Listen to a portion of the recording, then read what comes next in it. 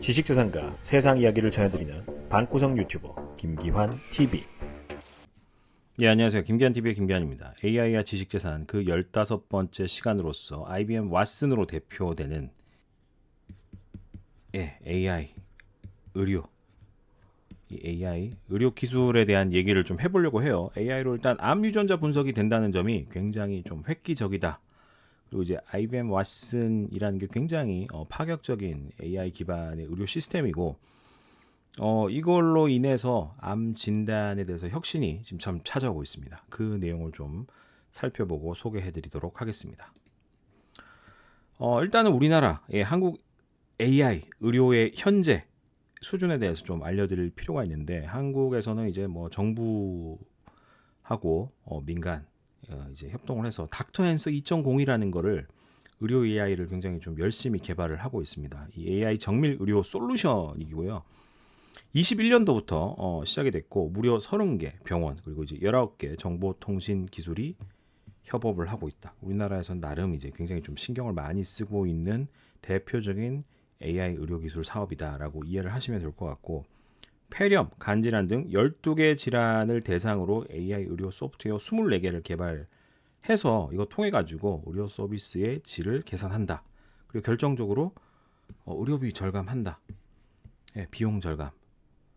이거를 이제 목표로 하고 있어요. 진단을 뭐 이제 한두 번, 두 번, 예를 들면 병원 가서 뭐 한 두 번, 세 번 진단 받을 거를 한 번만에 훨씬 이제 적합도 높게 뭐 이렇게 뽑아내는 거 등을 목표로 하면 되고, 이제 중요한 건 이제 12대 질환을 굉장히 좀 포커싱 하고 있는데, 이 12대 질환이 뭐냐? 위암, 우울증, 피부 질환, 당뇨병, 폐암, 폐렴, 전립선 증식증, 간암, 뇌경색, 간질환, 고혈압, 갑상선암까지. 특히 이제 위암, 직장인들 스트레스로 인해서 많이 겪는 현대인 직장인들이 스트레스와 그다음에 이제 음식, 이 섭취라든지 이게 이제 정상적으로 식사하기가 좀 힘들잖아요. 밥 먹고 사는 게 너무 힘들다 보니까 오는 위암, 그다음 이제 우울증 이런 것들에 대응이 된다라는 점에서 굉장히 관심을 많이 받고 있고요. 그 측면에서 일단 그 AI 기반 위암 예측 소프트웨어에서 간단하게 좀 살펴보면 위암 발병률 예측 정확도가 무려 80%나 된다고 합니다. 굉장히 높아요. 사람은 오진이라는 것도 하지만 물론 80%, 그러니까 여기서 이제 그 AI가 일반 걸러준 거를 가지고 의사가 최대한 이걸 한번 더 봐야 되겠지만은 굉장히 좀 적확도가 높은 편이다, 정확도가 높다라고 보시면 되고, 닥터에서 1.0의 사업화 모델과 이제 연계 및 확장을 지금 좀 하고 있고, 생활 습관, 건강 검진, 내시경 및 조직 검사 등을 포함해서 3만 건 이상의 EMR 빅데이터를 확보를 했습니다. 이거 이제 기반으로 학습 데이터 그만큼 충분히 건강 검진, 생활 습관, 그다음에 내시경, 소견, 사진, 조직 검사 한 거 가지고 학습한 거 가지고 궁극적으로 이제 국민용 모바일 환경 기반의 위암 예측 소프트웨어 만들어내는 게 궁극적인 목표고, 의사용 위암 정밀 예측 소프트웨어, 의사들도 이제 더 쉽고 빠르고 정확하게 진단할 수 있도록 도와주는 거. 그다음에 위암 발병 요인 통계 분석. 이게 나와야지 여기에 이제 대응을 할 수 있잖아요. 통계적인 분석까지. 예측 결과를 통한 이제 건강관리 경각심 유발 및 이에 따른 환자 생존율 증대. 이런 직장인들한테 굉장히 좀 좋은 소식인 것 같고, 물론 이제 궁극적으로 스트레스를 안 받는 게 제일 좋긴 하죠. 그다음에 또 하나 이제 우울증. 이게 된다고? 자연어 처리 기반으로 우울증 발생 예측 소프트웨어. 이게 굉장히 좀 관심을 좀 많이 받고 있는 부분입니다. 모집단이 이제 감정 분석, 우울증 발생 예측 모델을 만들고 있고, 이제 자연어 처리로 질문을 해요. 어떤 질문들을 해서 이제 뭐 답변을 하면은 악몽도 자주 꾸고 뭐 이런 이제 면담 스크립트, 요 로 데이터를 자연어 처리를 해서 궁극적으로는 우울증 이제 감정 분석을 통한 이제 데이터 전송이 되고 우울증 예측이 되도록 요렇게 이제 좀 만들고 있습니다. 그래서 우울증이 사실 잘 몰라요. 우리나라는 아직까지 좀 이거에 대해서 좀 더딘 편인데, 경각심도 일으키고 관심을 가질 수 있다는 측면에서 우리나라 이제 닥터앤서 2.0에서 굉장히 좀 잘 되고 있는 분야라고 보시면 되고요. 또 하나 마지막으로 소개해드릴 게 전립선 증식증. 전립선. 요거 이제 문제죠. 이거에 대한 예후 예측, 그 다음에 수술 대상자를 위한 소프트웨어 개발인데 진단 시간이 15분. 일단 시간이 굉장히 적게 걸린다. 이 15분 만에 정확도 무려 85에서 90% 정도. 와, 이 정도면 효율성, 생산적인 측면에서 이미 성공했다라고 볼 수 있습니다. 삼성 서울병원에 이제 데이터 수집한 거 기반으로 분석 결과 이렇게 나오고 수술 대상, 수술 비대상, 약물 치료 호전 점수 이런 것들을 이제 분석하고 결과까지 볼 수가 있고요. 그만큼 우리나라 AI가 의료계 통해서는 좀 많이 발전하고 있다. 조만간 그 일반인들도 많은 혜택을 볼 수 있을 것 같다라는 게 전망이고, 가까운 나라 일본 같은 경우는 이 올림푸스 그러면 이제 뭐 전지현 씨가 예전에 광고했던 이 카메라로 유명한 회사인데, 이 회사가 카메라 기반에다가 이제 AI를 접목한 기술, 의료용 인공지능 엔도브레인이라는 것을 만들었고, 대장 내시경 검사 돕는 이제 AI 엔도브레인 I를 실제로 우리나라에서도 출시 시연을 했어요. 대장 내시경 검사하면 이제 어쨌든 카메라가 이렇게 촬영을 하잖아요.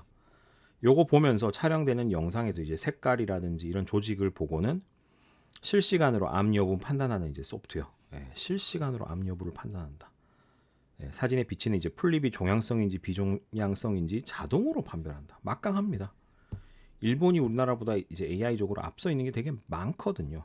이것 또한 좀 되게 잘하고 있는 분야고, 중요한 건 이제 일본 최초로 내시경 분야에서 의약품 의료 기법의 승인을 받은 AI입니다. 그래서 이제 뭐 우리나라에도 수출을 하고 있고 세계적으로 굉장히 좀 활동을 잘 하고 있다라고 보시면 될 것 같고요. 이 대장 내시경 AI 머신러닝으로 이제 학습하는데 엔도브레인은 이제 양성 진단 정확도가 무려 97%에 육박하고 정진율이 98%. 어마어마합니다. 적확도가. 비전문의 MBI 관찰 70%, 염색체 관찰 69%. 굉장히 이게 높은 편이고, 평가가 숙련 의사에 필적하거나 그 이상의 적확도, 정확도를 가졌다는 평가를 받고 있습니다. 시다바리 의사, 초짜 의사가 아니라 숙련 의사, 돌팔이하고 비교가 안 되는 이런 숙련 의사보다 비슷하거나 낫다. 이렇게 된 데는 이제 결국은 이제 AI는 기본적으로 이 학습 데이터가 많아야 된다라는 얘기를 항상 드렸는데, 무려 17만 건의 데이터로 학습을 해서 이런 결과를 얻어내고 이 정도의 성능을 가지게 됐다라고 이해를 하시면 좋을 것 같고요. 이제 의료 AI 전 세계적으로 최고는 누가 뭐라 그래도 이 IBM 왓슨입니다. 이걸로 암 유전자 해석이 진행되는데 세계적으로 가장 앞서 나가 있는 기술이고, 이게 우리나라에도 좀 저렴하게 보편화가 돼야지 암으로부터 생명을 잃는 분들 많이 이제 좀 구해줄 수 있다라고 보고 있고요.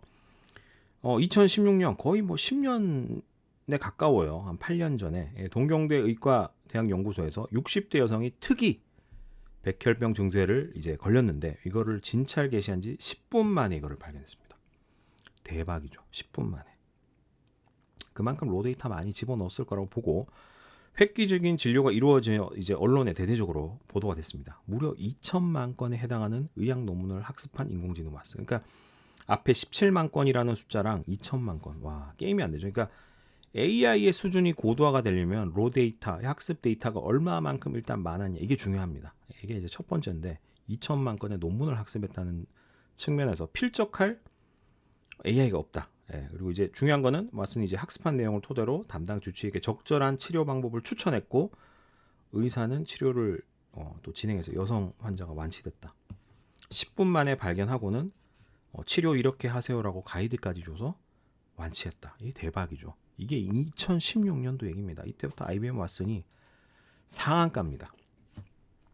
그러니까 무한대의 데이터 학습으로 환자를 파악한다. 그러니까 데이터를 많이 이제 학습하면 학습할수록 똑똑해질 수밖에 없어요. 인공지능 붐이 이제 아무래도 이제 딥러닝 기술이 등장하고 가속화되면서 AI가 뜨기 시작했는데, 딥러닝이 이제 빅데이터에 연계하면서 대량의 데이터를 인식하고 해석하는 과정 속에서 더 급격하게 자가 발전이 됩니다. 이제 인공지능 스스로 학습하는 단계로 접어들어 병원이 보유한 방대한 영상 데이터, 뭐 CT라든지 MRI 자료들을 디지털로 보유하고 학습하면서 이 머신러닝 단계에서 이제 여러분들이 익숙한 이제 딥러닝 단계로 넘어가게 돼요. 스스로. 2천만 건이면 이 정도가 되는 거죠. 그래서 대장암을 판별할 수 있는 수준으로 발전하게 됐다. 굉장히 이상적인 AI 컨셉이라고 보시면 되고, 근데 이제 오해를 하시면 안 되는 것들, 인공지능에 대해서 많이들 오해하시는 부분을 한 포인트 좀 찝어드리자면, 만능의 능력을 가질 수 있다고 사람들이 생각하는데 그건 아닙니다. 학습한 데이터 기반으로만 진단할 수 있다. 예, 그러니까 뭐 지금 암 관련 데이터만 이제 학습을 했는데 치과 관련 뭐 갑자기 생뚱맞게 진단해라 못해요. 예, 특화된 특정 분야에 대해서만 학습하고 잘 알지 그 외 분야에 대해서는 전혀 모른다. 그리고 이제 병원에서는 내시경처럼 화상으로 판별하는 분야에서 인공지능이 특히 능력으로 발휘를 하고 있다. 예, 화상. 그러니까 이제 비전 데이터 이제 분석 능력이나 이런 게 굉장히 좀 많이 발전해 있다고 보면 되고, 반대로 이제 최근 텍스트 인식 기술이 발전하면서 정신과에서도 활용되고 있다. 한국도 우울증 이런 쪽에 이제 쓰고는 있지만 비전 데이터를 활용하는 것보다는 아무래도 아직 고도화가 많이 좀 떨어져 있다라고 보시면 될 것 같습니다.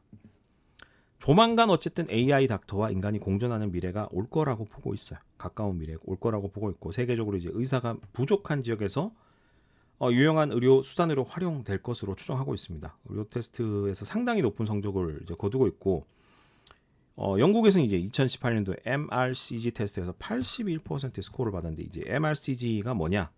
연수 중인 일반 기업 의사가 응시하는 시험이에요. 예, 전문의 시험 뭐 이런 거 비슷한 건데 81%니까 굉장히 높고, 과거 5년간 인간 의사의 평균 스코어가 72%니까 의사 일반인들 평균치보다 높다.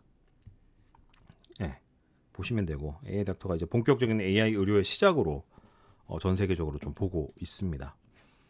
우리 병원에서도 이제 로봇 기술 이런 거, 이제 우리가 익숙한 식당에서 이제 이 음식 나르는 로봇 많이 쓰고 있잖아요. 이거 병원에서 이미 많이 쓰고 있어요. 식당에서 이제 서빙 로봇 쉽게 볼 수 있는데, 음식점 뭐 예약 같은 거 챗봇 통해서 하고 이제 홀로 뭐 서빙하고 뭐 이런 거 많잖아요. 근데 병원에서도 이 로봇이 혈액 진료 기록 등을 운반하고, 무거운 거 운반하고, 의료 인력 이제 단순 의료 인력은 좀 줄이는데 도움을 주고 있고요.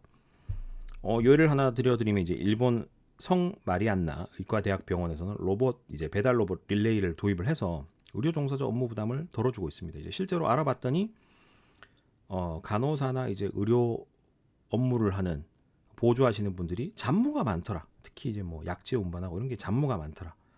예, 혈액 검사를 위한 검체 운반하고 뭐 이런 거, 이거를 하루에도 이제 수백 건 이상 업무 발생하는데, 별도의 전문 직원 보유하나 야간은 인력 부족으로 이제 간호사 투입되는 경우가 많은데, 이거를 로봇으로 대체하고 있다. 입원 환자, 외래 환자 포함해서 병원 이용자에게 보다 나은 서비스를 제공하기 위해서 이렇게 지금 진척이 되고 있다. 우리나라에서도 이런 병원들을 이제 슬슬 찾아보게 될 것 같습니다.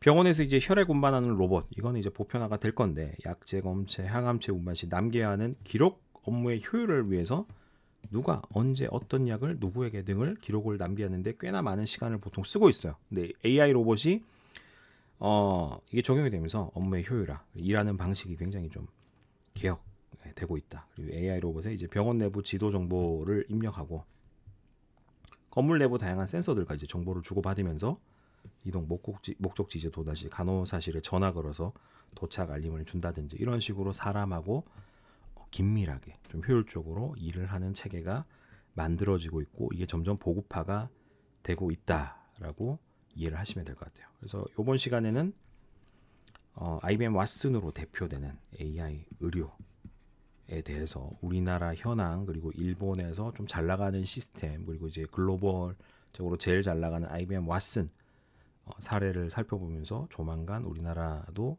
좀 이게 굉장히 보편화될 거다라는 얘기를 좀 준비를 해봤습니다.